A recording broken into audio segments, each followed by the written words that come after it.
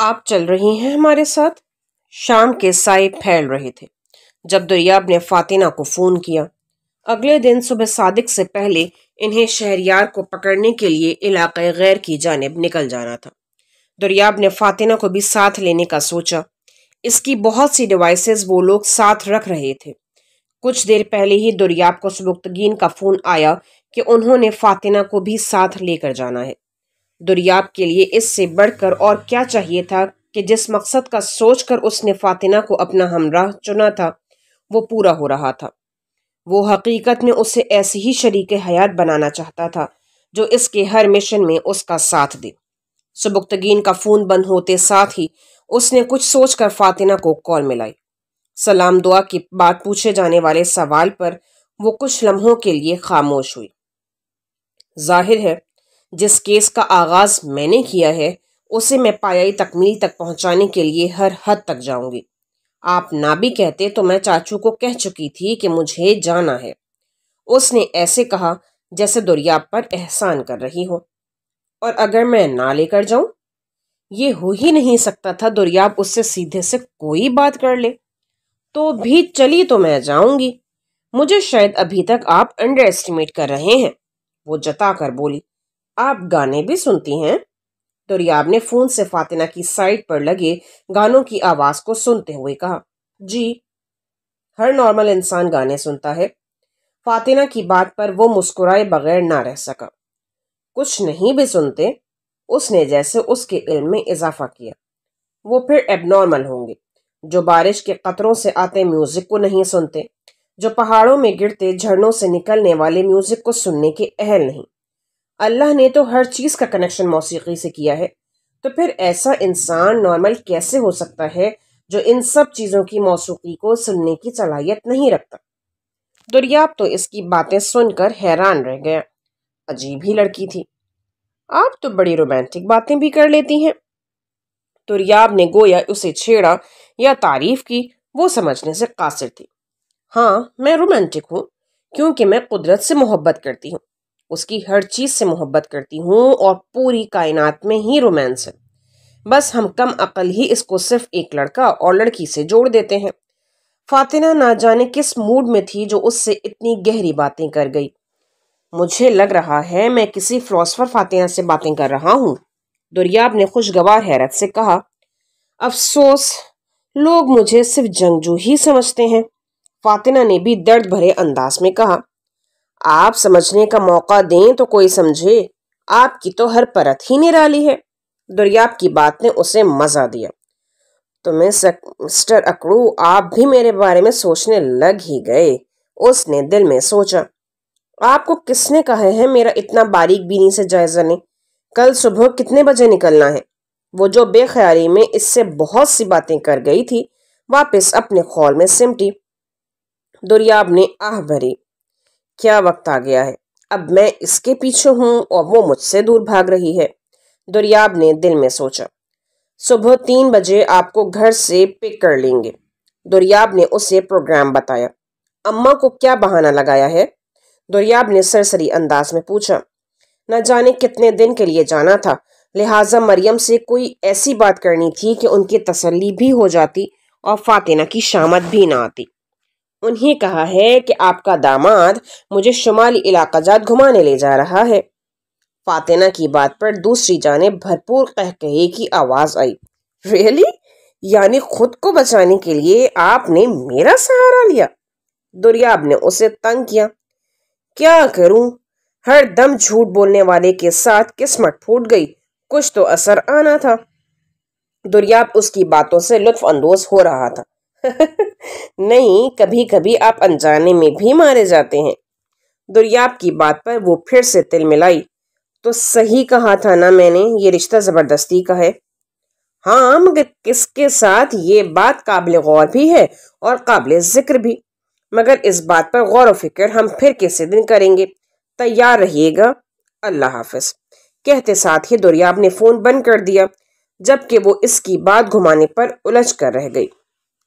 تاہا اور Sasha dinner کر کر ہوٹل آئے تھے چیک آؤٹ کے لیے، جہاں سے اس نے ساشا کو سیدھا ایئرپورٹ چھوڑنا تھا۔ اس کے پیرنٹس اور بہن بھائی پہلے سے وہاں موجود تھے۔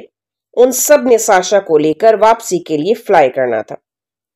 बैग्स उठाते ताहा को महसूस हुआ कि साशा मुंह नीचे किए बेड पर बैठी रोने में मसरूफ है। साशा, उसने अफसोस से सर हिलाते उसे पुकारा। अभी कल रात वो इसे कितना समझा चुका था और इस वक्त फिर से वही रिमझिम झारी थी। उसके करीब बैठते उसका सर कंधे से लगाया। साशा के रोने में और भी इजाफा हुआ। यार ऐसे तो मत करो, मुझे आपके आंसुओं से ज्यादा आपकी दुआओं की जरूरत है, प्लीज, वो बेबसी से बोला। फातिना भी तो जा रही है, क्या ये नहीं हो सकता कि मैं भी आप लोगों के साथ चली जाऊं?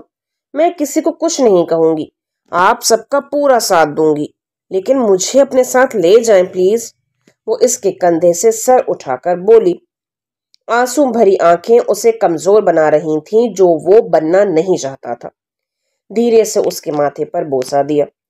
मेरी जान, यहां हूं तो आपके अलावा ध्यान और कहीं नहीं जाता, तो वहां क्या खाक में मिशन पूरा करूंगा? साशा, आपको तो मेरी मजबूती बनना है। हम जैसे लोगों की जिंदगी के साथ साथ मौत के साए रहते हैं। ऐसे कमजोर पड़ोगी तो कैसे गुजारा होगा?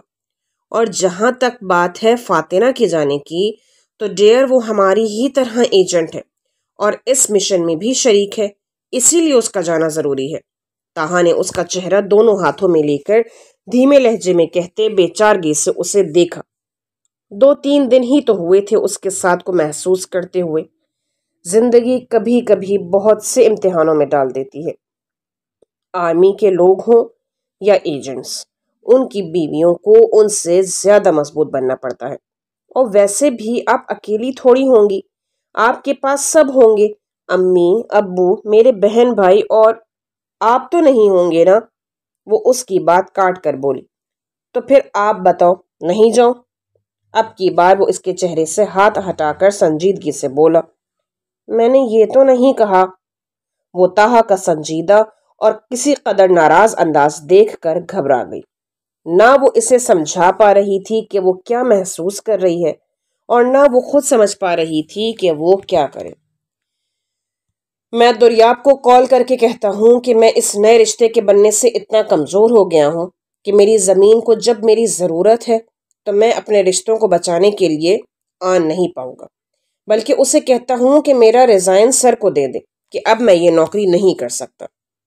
ताहा जिस कदर संजीदगी से सब कहते मोबाइल थाम कर दुर्याब का नंबर निकालने लगा, वो अंदाज साशा के हाथ पांव फुलाने के लिए काफी था। ताहा, मैंने ये तो नहीं कहा, बस मैं क्या करूं, अब मेरा एक सबसे अपना रिश्ता सिर्फ आप हैं, तो बस मैं इसीलिए इस तरह रिएक्ट कर गई।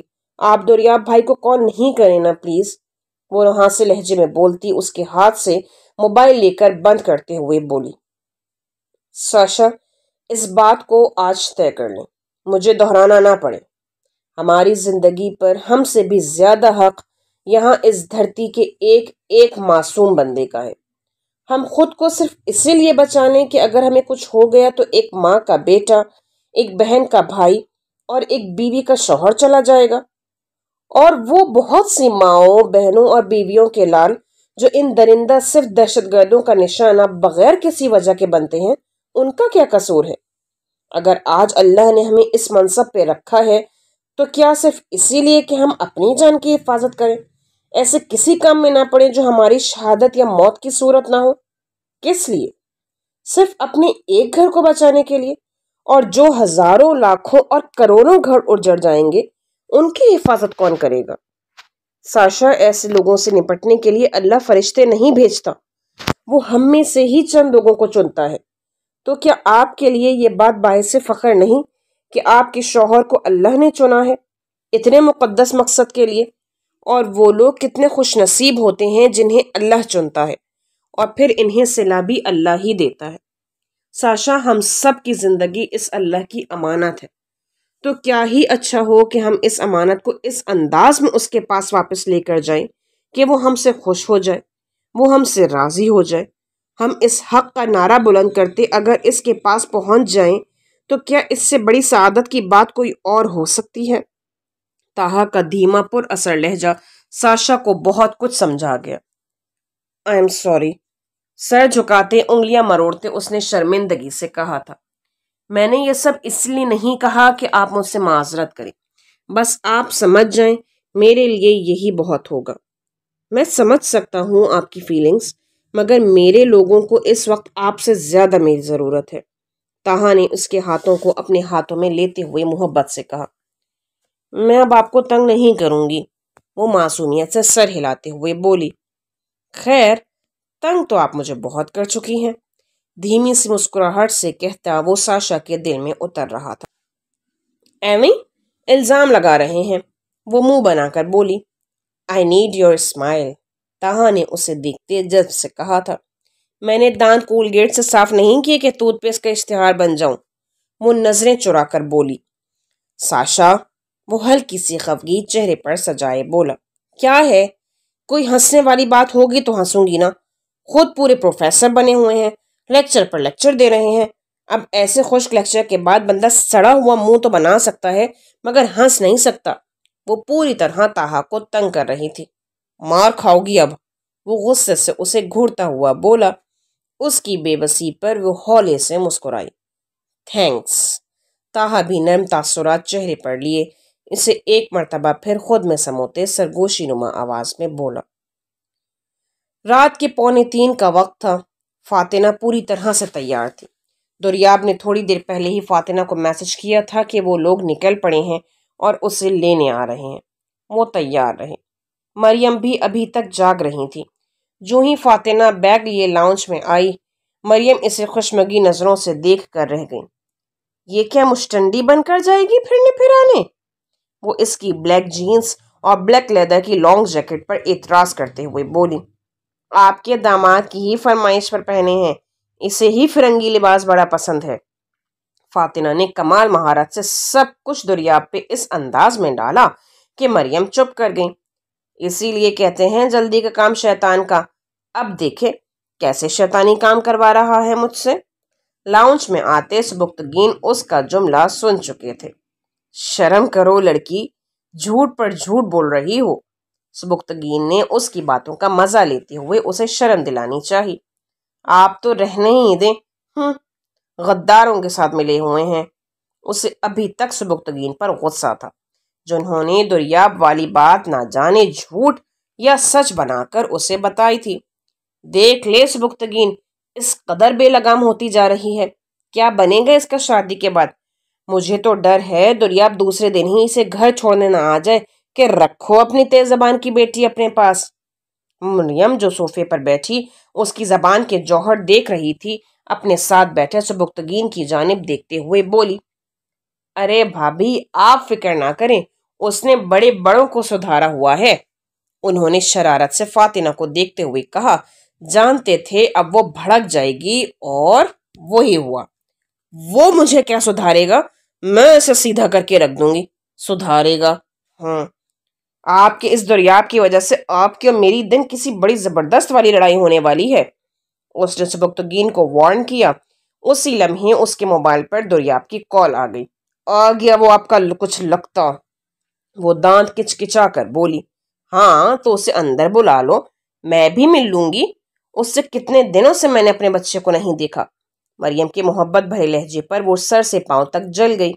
ایسا نہ کریں، آپ بھی ساتھ ہی چلیں، بچے سے اچھی طرح مل لینا، فاتنہ نے چڑھ کر کہا۔ تو بکواس بند کر لے اپنی، مریم اسے ڈپٹتے ہوئے بولی۔ جاؤں یا بچے کو اندر بلا کر دم لیں گی؟ فاتنہ پھر سے بولی۔ سبکتگین اتنی دیر میں باہر جا چکے تھے۔ انہیں ڈر تھا کہ اگر مریم باہر کی جانب چلی گئیں اور گاڑی میں باقی سب کو دیکھ لیا تو ان کا سارا پلان خراب کر دیں گی۔ جس تیزی سے تیری زبان چلتی ہے مجھے ڈر ہے فاتی، جس دن تیری رخصتی ہونی ہے اس دن بھی تو جوتی کھا کر ہی رخصت ہوگی۔ مریم اس کی باتوں پر سر پکڑے بیٹھی تھی۔ اندر آتا دریاب مسکراہٹ چھپائے مریم کے سامنے آ کر سلام کرتا ہوا جھکا، مگر جس انداز سے اس نے فاتنہ کو ایک نظر دیکھا وہ جان گئی کہ مریم کے اعلیٰ خیالات سن چکا ہے۔ چلیں، یہ ہے آپ کا بیگ۔ اس نے ایک نظر پھر سے خاموش بیٹھی فاتنہ کو دیکھا جس نے اس کے سلام کا جواب تک نہیں دیا تھا، اور مریم کا دل کیا ابھی کہ ابھی جوتی سے اس کی تواضع کر دیں۔ بچے نے سلام کیا ہے تجھے، ان کی بات میں جو پھنکار تھی وہ صرف فاطمہ ہی جان سکتی تھی۔ ابھی ٹھہر کر انہیں 21 توموں کی سلامی دوں گی، آپ فکر نہ کریں، آپ کے داماد کی شان میں کوئی گستاخی نہیں کروں گی۔ اس کا اکتایا ہوا لہجہ دریاب کو قہقہے لگانے پر مجبور کر رہا تھا، مگر وہ بمشکل خود کو روکے ہوئے تھا۔ جاؤ بیٹا اب تم لوگ۔ اس سے پہلے کہ فاطمہ اور مریم میں مزید ٹھنتی، سبکتگین نے انہیں منظر سے ہٹانا چاہا۔ مریم کو بادل نخواستہ خدا حافظ کہہ کر باہر آتے وہ سبکتگین سے سرگوشیاں کر رہی تھی۔ سچ بتائیں، کیا اماں نے کہیں سے اٹھایا ہے مجھے؟ روحاں سے لہجے پر پیچھے آتا دریاب مسکرائے بغیر نہ رہ سکا۔ ارے نہیں پاگل، ان کی عادت کا تمہیں نہیں پتا کیا؟ جب آؤ گی تو بالکل ٹھیک ہوں گی وہ، ڈونٹ وری۔ اور اب دریاب کے ساتھ منہ ماری مت کرنا۔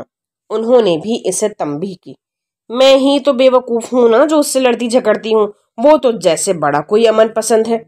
فاطمہ نے سبکتگین کی نصیحت پر کان دھرنا ضروری نہ سمجھا۔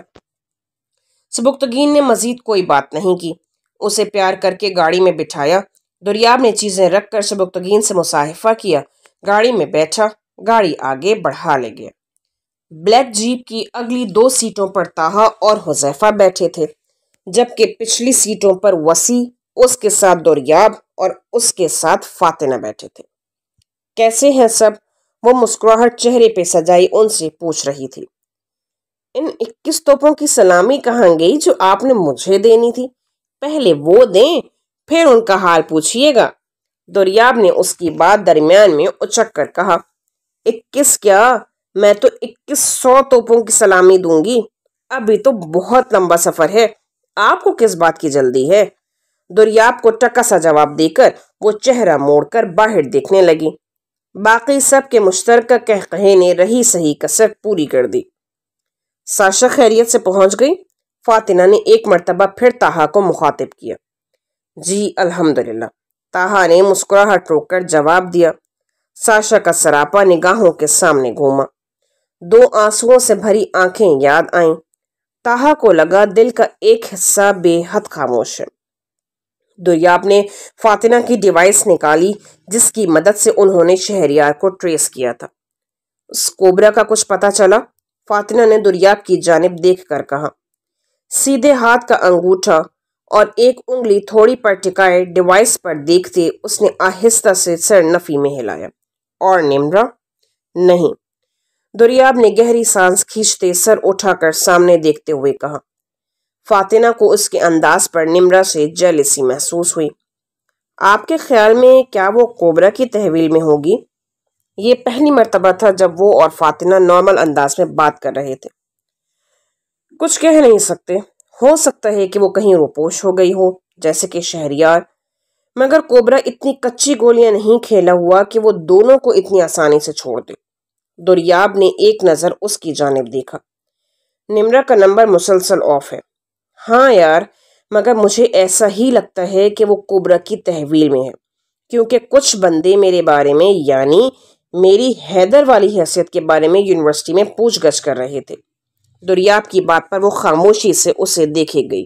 پھر یہ کہ میرے خیال میں نمرا نے اسے میرے بارے میں نہیں بتایا، شاید اس کے فون سے وہ میرے بارے میں آگاہ ہوا ہو، مگر میں وہ نمبر کچھ دنوں سے بند کر چکا ہوں، اور وہ نمبر ایسا ہے کہ جس کا ریکارڈ کہیں نہیں ہے، لہٰذا اس کے ذریعے سے وہ مجھ تک کبھی بھی نہیں پہنچ سکتا۔ دریاب نے تفصیل سے اسے بتایا۔ تو آپ نے یونیورسٹی سے کیا کہہ کر چھٹیاں لی ہیں؟ فاطمہ اپنی رو میں یہ بھی پوچھ گئی۔ وہی جو آپ نے اماں سے کہا ہے۔ اس کی بات پر کچھ سیکنڈ خاموش رہنے کے بعد دریاب نے شرارت سے اس کی جانب دیکھ کر کہا۔ فاطمہ نے سر جھٹک کر پھر سے باہر دیکھنا شروع کر دیا۔ اللہ والیوں، کوئی گانے ہی لگا دو، میری تو نیند سے بری حالت ہو گئی ہے۔ وسیع بہت دیر سے ان کی سنجیدہ گفتگو سن کر بور ہو رہا تھا۔ بیٹا تجھے میں ہیر سناتا ہوں، طاہا نے بیک میرر سے اسے گھورتے ہوئے کہا۔ بکواس نہ کر یار، ابھی پلان بنانا ہے میں نے، دریاب نے ایک دھموکا اس کے کندھے پر جڑتے ہوئے کہا۔ بیٹا تو بس ساری زندگی پلاننگ ہی کرتا رہے گا، کبھی دشمنوں کے خلاف پلاننگ، کبھی کسی کی شادی کی پلاننگ، کبھی فیملی پلاننگ۔ وسیع کی بات پر فاطمہ کا دل کیا وسیع کا گلا دبا دے۔ طاہا اور حذیفہ کا قہقہہ بلند ہوا، جبکہ دریاب کے ہاتھوں نے فاتنہ کی خواہش پوری کی۔ ارے چھوڑ دے یار، ابھی تو میں نے تیرے بچے بھی اچھا اپنے بچے بھی دیکھنے ہیں۔ دریاب کی مضبوط گرفت نے اسے انسان بننے پر مجبور کیا۔ لاہور سے وہ سیدھا پہلے اسلام آباد پہنچے۔ یہاں پہلے سے دریاب نے ایک میس میں کچھ دیر ٹھہرنے کا انتظام کیا ہوا تھا۔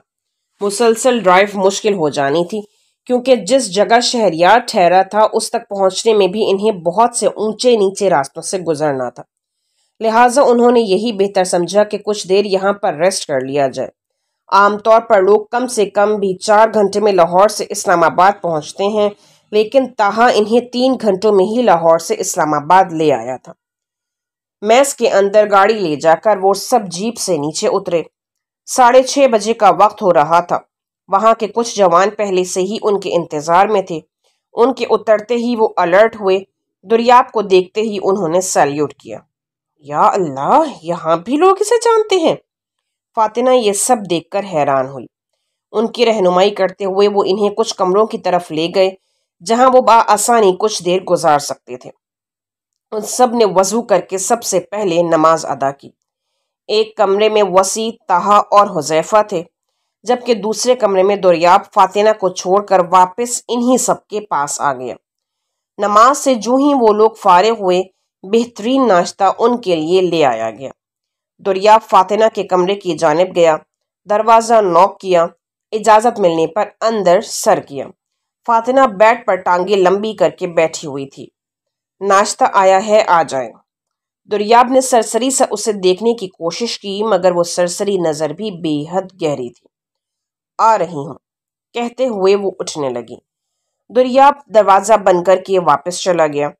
تھوڑی دیر بعد فاتنہ اندر آئی، تب ان سب نے ناشتہ شروع کیا۔ بریڈ، جیم، ابلے انڈے، مکھن اور چائے سب موجود تھا۔ یہاں بھی مجھے چائے بنانے پر لگا دو، وسیع نے سب کو رغبت سے ناشتہ کرتے دیکھ کر کہا۔ کسی نے بھی چائے کے تھرمس کو ہاتھ نہیں لگایا تھا۔ نہیں بھائی، میں ہوں نا، آپ آج عیاشی ماریں۔ فاتنہ جو دریاب کے ساتھ بیٹھی تھی، آگے بڑھ کر تھرموس اور کپ اپنی جانب کرتے ہوئے وسیع سے بولی۔ شکر ہے۔ وسیع نے جان چھوٹنے پر شکر ادا کیا۔ اتنی بھی عیاشی ٹھیک نہیں ہوتی، عادتیں خراب ہو جائیں گی اس کی۔ دریاب نے جان بوجھ کر لقمہ دیا۔ بڑے آرام سے سلائس پر جیم لگا کر فاتنہ کی پلیٹ میں رکھا۔ کسی اور نے تو نہیں، مگر فاتنہ نے اس کی اس حرکت کو اجنبی سے دیکھا تھا۔ میری تو چھوڑ، تو نے رن مریدی کی کتنی کلاسز لی ہیں؟ وہ وسیع ہی کیا جس سے ایسی باتیں چھپ جائیں۔ بظاہر لاپرواہی کا مظاہرہ کرتا اس نے دریاب کی سلائس والی حرکت کو پوری طرح نوٹس کیا۔ اس کی جانب جھک کر آہستہ آواز میں بولا، مگر وہ آواز فاتنہ تک ضرور پہنچ گئی۔ تو پہلے لائن میں لگ، پھر تجھے پوچھوں گا۔ دریاب نے اسے پیچھے کرتے ہوئے کہا۔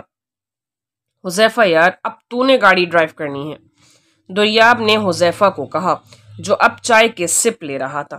اوکے باس، وہ اسباق میں جواب دیتا ہوا بولا۔ تو نے ڈرائیو کیوں نہیں کرنا؟ وسیع نے جان بوجھ کر دریاب سے پوچھا۔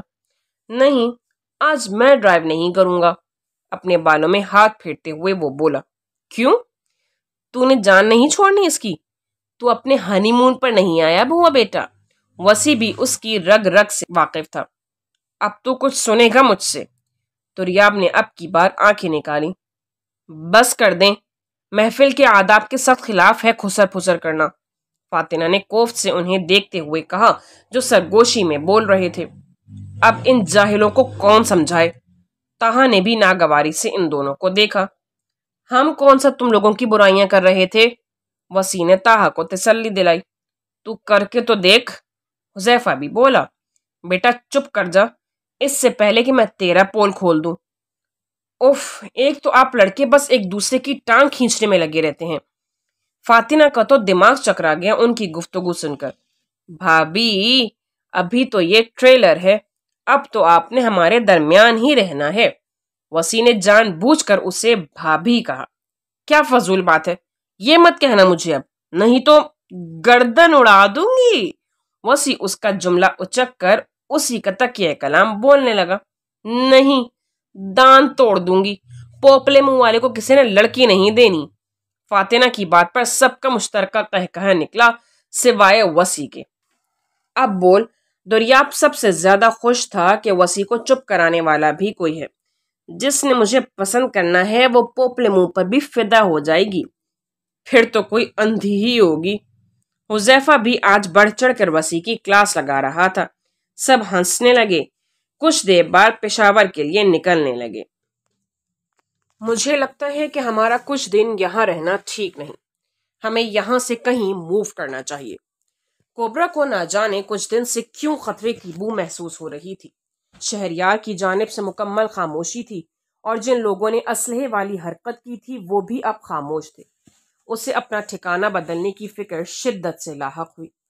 تو باس میں پہاڑوں پر اطلاع دے دوں کہ ہم آ رہے ہیں؟ ہاں، ہم کل ہی یہاں سے فلائی کرتے ہیں۔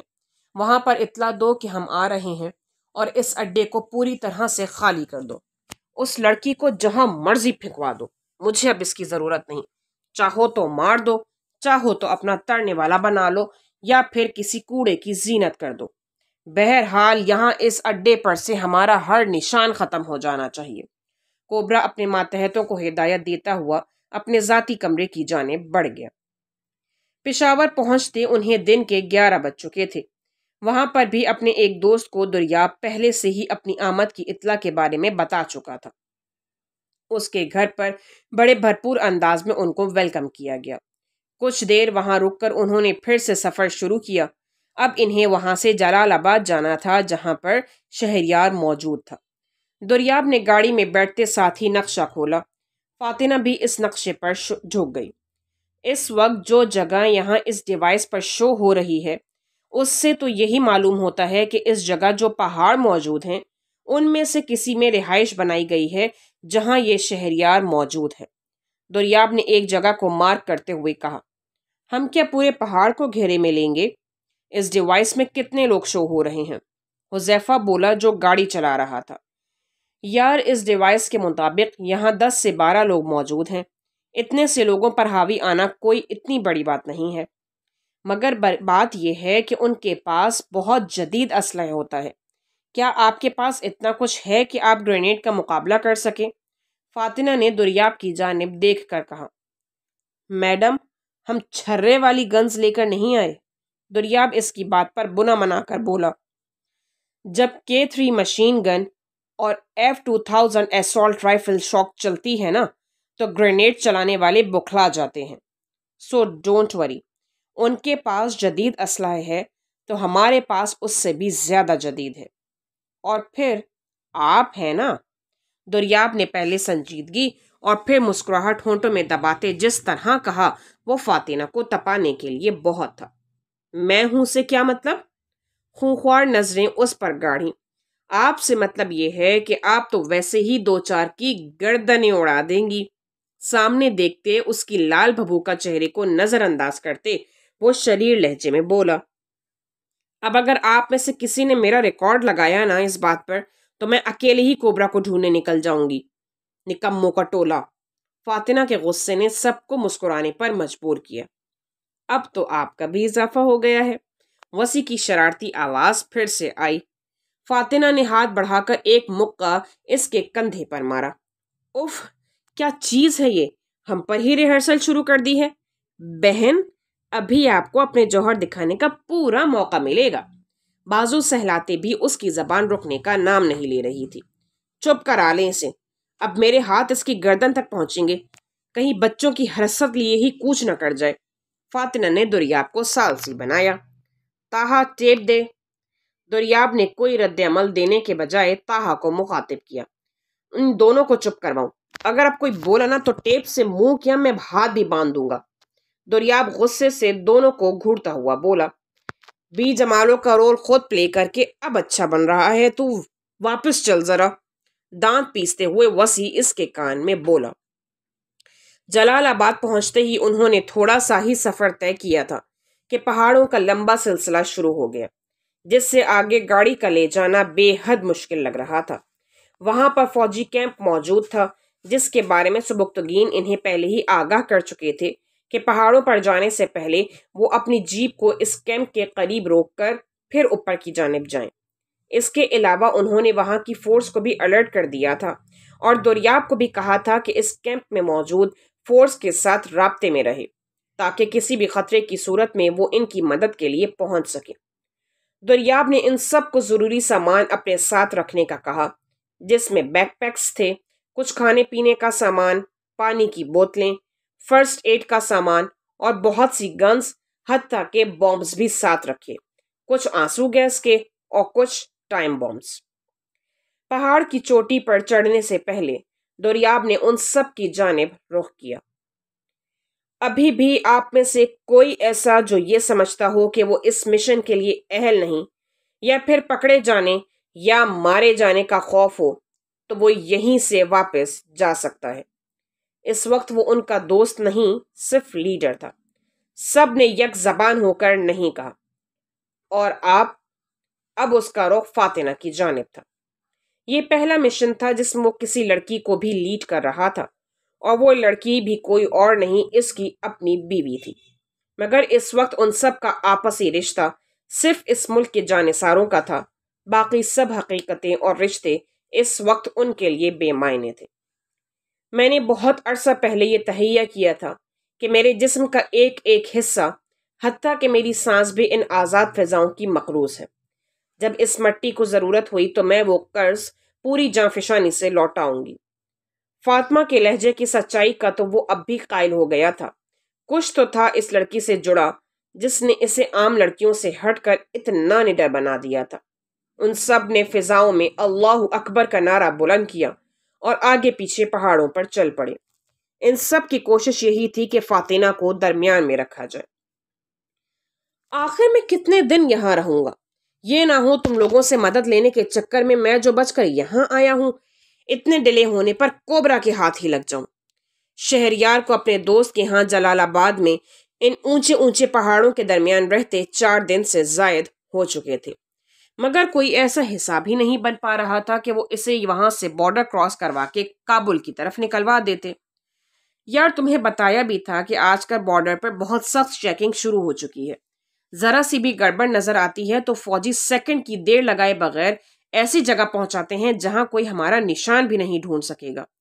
تم کیوں پریشان ہو؟ ہمارے پاس تم بالکل محفوظ ہو، کوئی تمہاری گرد تک کو نہیں پہنچ سکتا۔ ان پہاڑوں کی ساخت اس انداز میں بنی ہوئی ہے کہ کسی کو گمان تک نہیں ہو سکتا کہ کسی بھی پہاڑ کے اندر کوئی رہائشی جگہ بنائی ہوئی ہے۔ اول تو یہاں جانور اتنے آتے جاتے ہیں کہ رہائشی لوگوں کے علاوہ کوئی اور ان پہاڑوں کی جانب آنے کی جرت نہیں کر سکتا۔ جنگلی جانور چیڑ پھاڑ کر کھا جاتے ہیں بندے کو۔ تم خام خواہ پریشان ہو رہے ہو۔ جیسے ہی ان فوجیوں کا ہاتھ ہولا ہوتا ہے اور پولیس اس علاقے میں واپس آتی ہے، میں تمہیں یہاں سے نکلوا دوں گا۔ بس کچھ اور دن انتظار کر لو۔ اس کے دوست نے پوری طرح سے شہریار کو تسلی دلائی، جس کا دل نہ جانے کیوں پریشان تھا۔ اور ایسے کام کرنے والوں کے ساتھ یہی ہوتا ہے، ذرا سا پانسا پلٹتا ہے اور انہیں اپنی موت کی چاپ سنائی دینے لگ جاتی ہے۔ یہ وہی لوگ ہیں جو موت سے خوف زدہ رہتے ہیں، جنہیں اپنے برے اعمال کا اندازہ ہوتے ہوئے بھی نہیں ہوتا، کیونکہ وہ اپنے اندر کی گندگی کو ماننے سے انکاری ہو جاتے ہیں، کیونکہ یہ بھول جاتے ہیں کہ ان کے برے کام کا نہ صرف برا انجام ہوگا، بلکہ انہیں اپنے ہر عمل کے لیے سب سے بڑی ذات کے سامنے جواب دہ ہونا ہوگا۔ اور اسی بھول کی پاداش میں ان کے دلوں پر زنگ لگتا چلا جاتا ہے، جو انہیں ایسی گہری دلدل میں دھکیل دیتا ہے جہاں سے پھر موت کے بعد بھی ان کی نجات ممکن نہیں ہوتی۔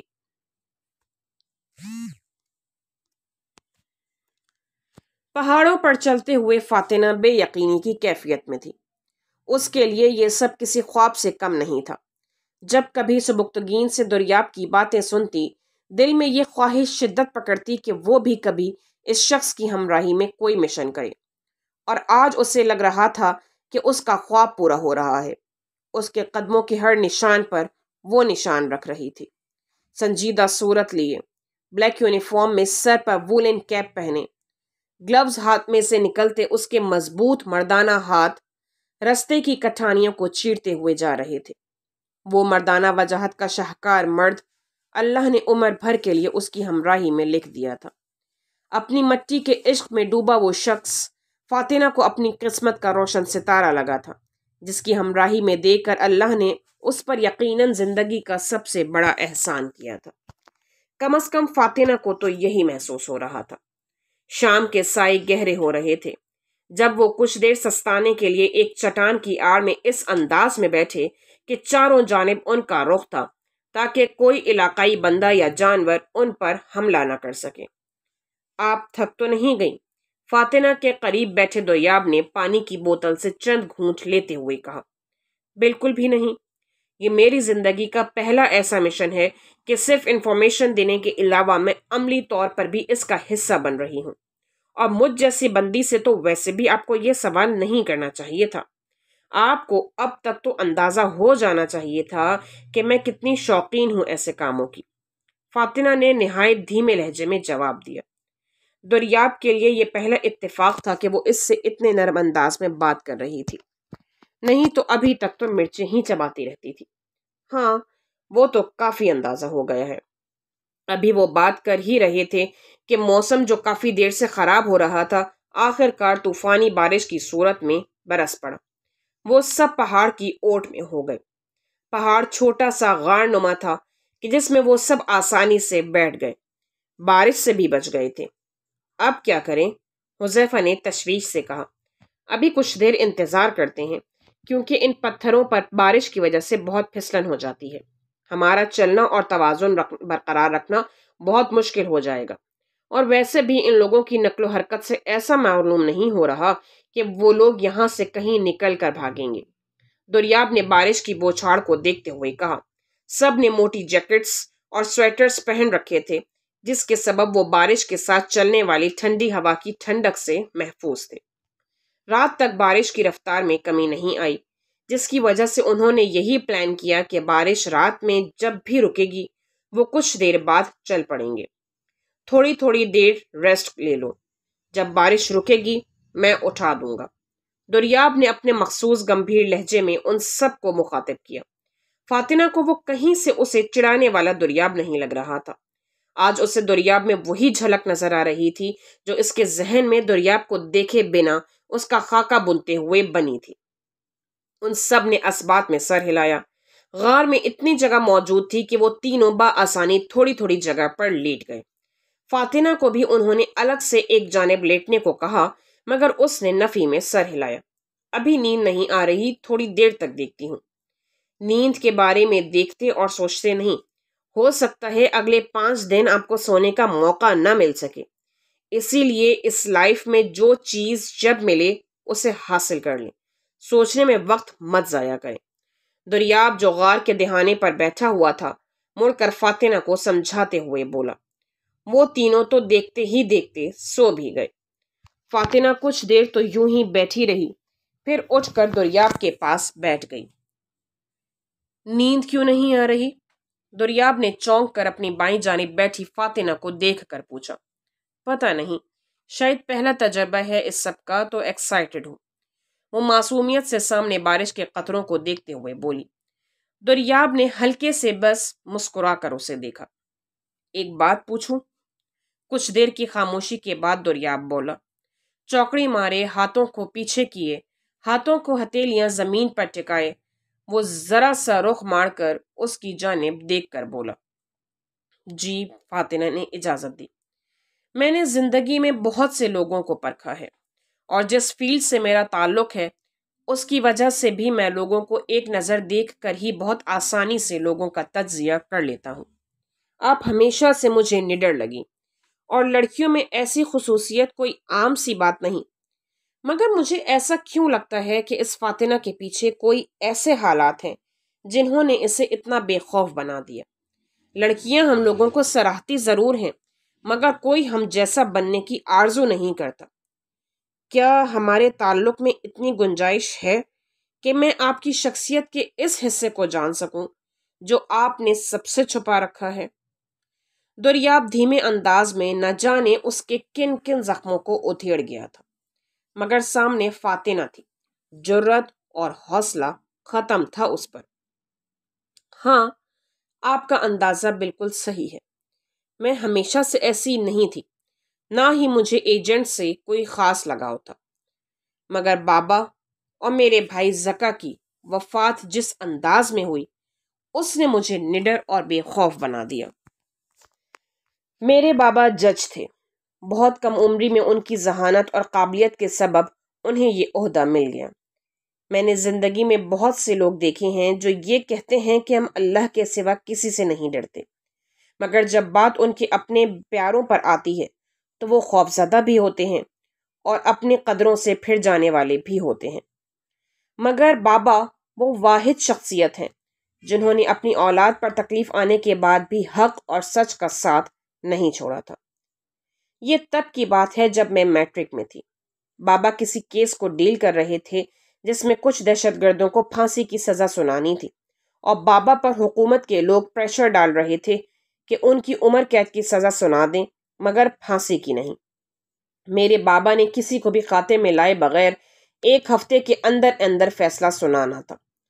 اس ہفتے کے شروع ہوتے ہی جب بابا دھمکیوں سے نہیں مانے تب میری گاڑی پر فائرنگ ہوئی۔ میں اس وقت ڈرائیور کے ساتھ اسکول سے گھر واپس آ رہی تھی۔ ان لوگوں کا مقصد مجھے مارنا نہیں تھا، بس بابا کو دھمکانا تھا۔ قسمت میں زندگی تھی سو اللہ نے بچا لیا، مگر میرے بابا پھر بھی نہیں جھکے۔ اور پھر جس دن فیصلہ سنایا جانا تھا اس سے 1 رات پہلے بابا اور میری جان میرا چھوٹا بھائی زکا کسی کام سے باہر نکلے۔ واپسی پر انہیں اغوا کر لیا گیا اور 1 گھنٹے کے اندر اندر بابا اور زکا کی لاشیں گھر آئیں۔ بابا کے سینے پر گولی ماری گئی تھی، جبکہ میرے بھائی فاطمہ نے رک کر گہری گہری چند سانسیں لیں۔ اس کے سینے پر خنجروں سے بے دردی سے وار کیے گئے تھے۔ اماں کو تو آج تک اس بات کا نہیں پتا، کیونکہ جب چاچو اسے گھر لائے تھے تب انہوں نے پوری طرح اسے کپڑے میں لپیٹا ہوا تھا، مگر میں ان کی باتیں سن چکی تھی۔ ان دونوں کے چلے جانے کے بعد مجھے لگا میں پاگل ہو جاؤں گی۔ زکا کا معصوم چہرہ بار بار میری نظروں کے آگے آتا۔ کس بے دردی سے ان وحشیوں نے میرے معصوم بھائی کو مارا ہوگا، اس نے کتنی تکلیف سہی ہوگی۔ بس یہ خیال دن رات مجھے چین نہیں لینے دیتا تھا۔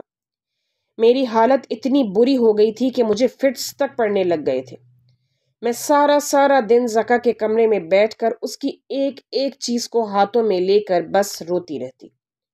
اور پھر وہ آخری رات، اس رات میں بہت روئی۔ میں نے اللہ سے بہت دعائیں مانگی کہ وہ مجھے کسی طرح صبر اور سکون دے دے۔ مجھے لگتا تھا کہ اگر میری یہی حالت رہی تو میرا دل کسی دن پھٹ جائے گا۔ اس رات میں جائے نماز پر بیٹھ کر روتے روتے اللہ سے دعائیں کرتے کرتے سو گئی، اور پھر خواب میں مجھے زکا نے ایک شرٹ پکڑائی، بالکل ویسی ہی جیسی آج ہم نے پہن رکھی ہے، سیکرٹ ایجنٹس کی مخصوص شرٹ۔ میں وہ الفاظ ساری زندگی نہیں بھول سکتی جو وہ شرٹ دیتے زکا نے مجھے کہے تھے۔ آپی، اس ملک میں ایک زکا نہیں تھا، میرے جیسے بہت سے زکا ہیں جنہیں تمہاری ضرورت ہے۔ بس تم یہ پہن کر ان دشمنوں کے آگے ڈٹ جاؤ اور ان سب کو بچا لو۔ جب میری آنکھ کھلی تو بس ایک ہی عزم تھا میرے اندر کہ مجھے سیکرٹ ایجنٹ بننا ہے۔ پھر اگلے دن چاچو سے ایک لمبی بحث ہوئی۔ ان کے نزدیک میں اس جاب کی سختیوں کو برداشت کرنے کے قابل نہیں تھی۔ میں نے چاچو کو کہا کہ جس دن انہیں ایسا لگے کہ میں اس جاب کے قابل نہیں، میں اسی دن اپنے عزائم سے پیچھے ہٹ جاؤں گی، مگر وہ مجھے اپنا آپ منوانے کا ایک موقع تو دیں۔ اور پھر میں نہیں جانتی اللہ نے مجھ میں وہ کون سی قوت بھر دی کہ جس نے پھر مجھے پیچھے ہٹنے نہیں دیا۔ مجھے افسوس نہیں کہ میرے باپ اور میرا بھائی نہیں، وہ حق اور سچائی کے خلاف ڈٹے تھے۔ یہاں سینے پہ انہوں نے وار سہے۔ وہ تو اللہ کے بہت بڑے پسندیدہ بندوں میں شمار ہوں گے، مگر وہ درندے جنہوں نے یہ سب کیا وہ ضرور جہنم واصل ہوں گے۔ میں کیوں نہ ایسے لوگوں کے خلاف کھڑی ہوتی جنہوں نے ہمارے گھر کو ان وحشی اور درندوں کے لیے اجاڑا، جنہیں انسان تک کہنا انسانیت کی تذلیل ہے۔ یہ لوگ صرف درندے ہیں تو میں ان کو جانور بھی نہیں کہوں گی کہ جانوروں کو بھی درد اور تکلیف محسوس ہوتی ہے، لیکن یہ وہ درندے ہیں جن کے دماغ صرف لوگوں کو اذیت دے کر خوش ہوتے ہیں۔ بس میں جہاں جہاں مجھ سے ممکن ہو سکا میں انہیں ختم کر دوں گی۔ فاتنہ بولتی چلی گئی۔ آخر میں آنکھوں میں ٹھہرنے والے قطرے کو اس نے آہستگی سے انگلی کی پور سے صاف کیا۔ دریاب دنگ تھا اس باہمت لڑکی کو دیکھ کر کہ وہ خود پر بیتے جانے والی داستان کو اس قدر ہمت سے سنا رہی تھی جسے صرف سن کر ہی دریاب کے رونگٹے کھڑے ہو گئے تھے۔ اپنے پیاروں کی تکلیف اور اذیت میں دیکھنا بہت مشکل ہے، اور پھر اس طرح۔ دریاب نے یکلخت ہاتھ بڑھا کر اسے اپنے بازو کے حصار میں لے کر اپنے ساتھ لگا لیا۔ اللہ نے اس کے لیے اس کی صاف نیتی اور زندگی کو اللہ کے حکم کے مطابق گزارنے کا انعام اس لڑکی کی صورت میں دے کر اسے مالا مال کر دیا تھا۔ ارے میں بہت ہمت والی ہوں، آپ پریشان نہ ہوں، ایموشنل ٹائپ بندی نہیں ہوں۔ اس کی حرکت پر پہلے تو وہ دنگ رہ گئی، پھر آہستہ سے اس کا حصار توڑ کر پیچھے ہوتے ہوئے ہنس کر بولی، یقیناً آپ بہت ہمت والی ہو۔ پتہ ہے فاتی، مجھے کبھی بھی لڑکیوں اور پیار و محبت پر یقین نہیں رہا تھا۔